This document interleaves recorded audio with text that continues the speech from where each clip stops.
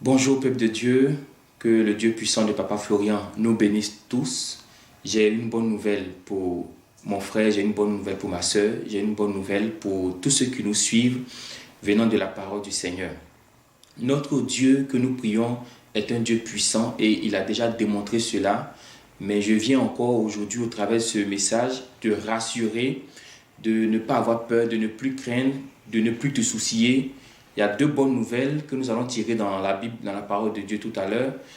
La première nouvelle dans le livre de Actes des Apôtres. Donc je vais vous permettre de prendre Actes des Apôtres, le chapitre 17.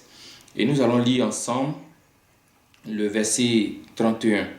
Actes chapitre 17, le verset 31. Parlant de notre Seigneur Jésus-Christ, celui que nous prions aujourd'hui, celui que nous adorons aujourd'hui. La Bible dit, parce qu'il a fixé un jour où il jugera le monde selon la justice, par l'homme qu'il a désigné, ce dont il a donné à tous une preuve certaine en le ressuscitant des morts. Gloire à Dieu. Donc ici, la Bible dit que Dieu jugera le monde par Jésus-Christ. Donc nous voyons que le jugement qui arrive, c'est une personne qui jugera ce monde.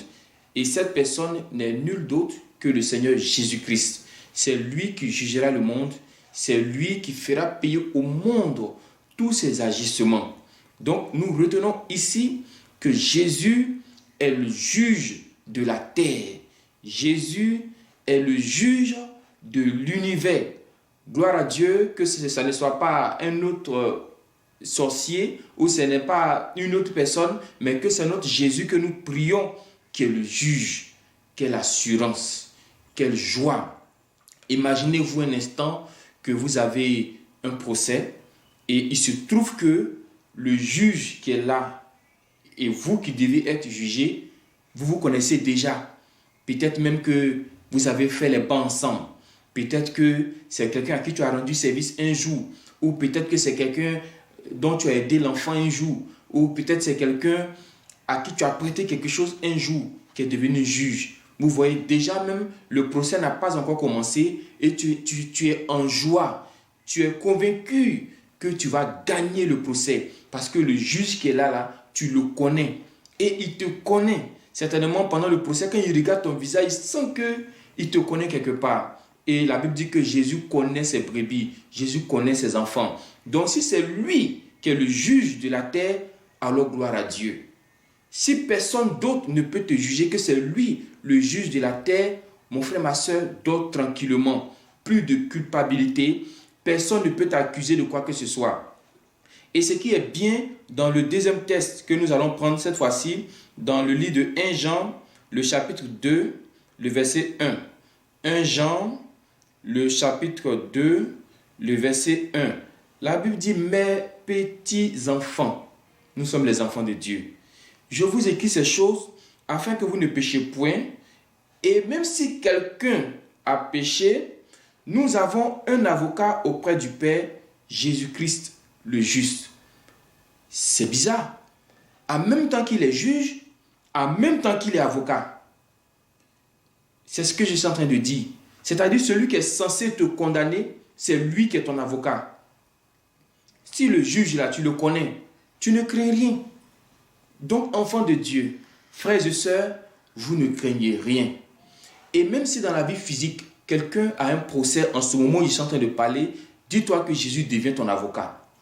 Et le juge, Jésus rentre dans son corps. Et c'est Jésus encore qui est le juge. Si la vie ne t'offre pas ce que tu mérites, le juge qui s'appelle Jésus te donnera ce que tu mérites. Parce que dans la Bible, il a donné l'exemple, le témoignage d'une dame qui demandait justice à un juge. Mais le juge ne l'écoutait pas. Mais cette femme, à force d'insister, le juge a dit, bon, donnez à cette dame ce qu'elle veut.